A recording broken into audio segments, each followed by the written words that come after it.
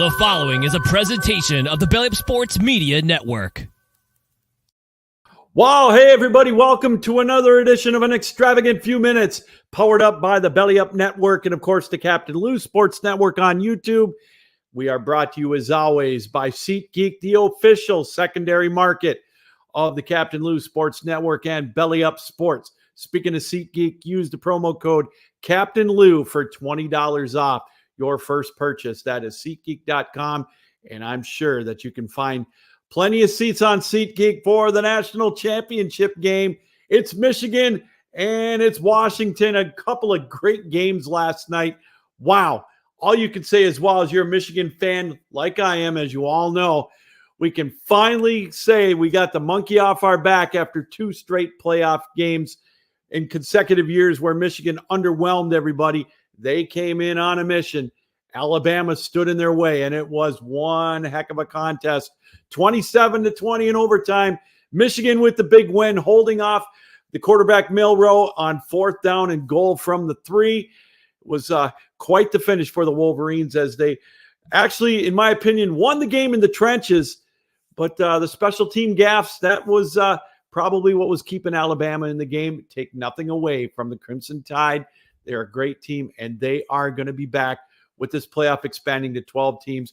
Alabama will definitely be a player every year in the college football playoff, no doubt about it.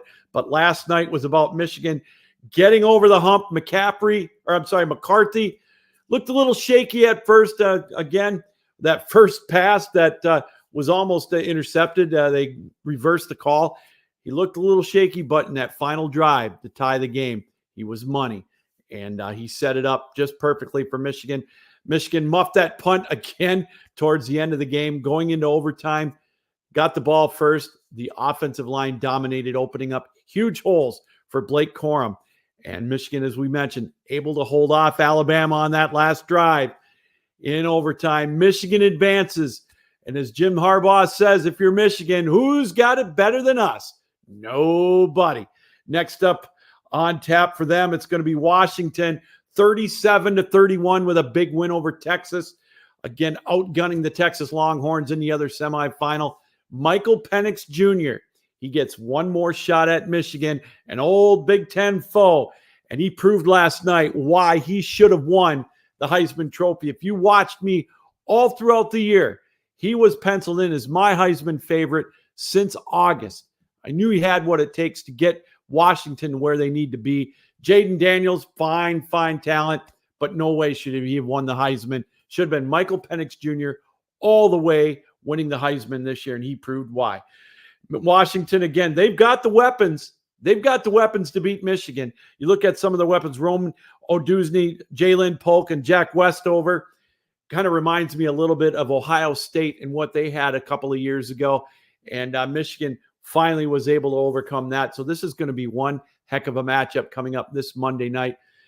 Michigan opens up as a 4.5-point favorite against Washington. It's going to come down to Michigan's defense. Can they contain Penix? Can Penix Jr. and Washington solve Michigan's defense? Can McCarthy play a clean game? They're going to need it. Now, both these teams had special teams gaffes a little bit, looked a little shaky. Maybe it was the setting, maybe it was the moment, but both these teams came out in the end. Michigan 27-20, Washington 37-31.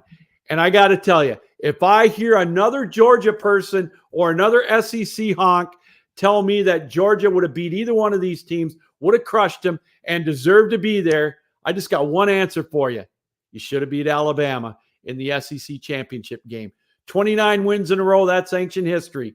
Just because you won 2 years ago or 2 years running, you didn't win this year, and you didn't win in the championship game. The 4 teams that were in deserve to be there, and the 2 teams that won last night deserve to be in the championship game.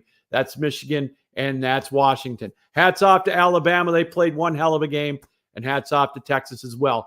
I got a feeling both those 2 teams will be back again next year in the expanded playoffs.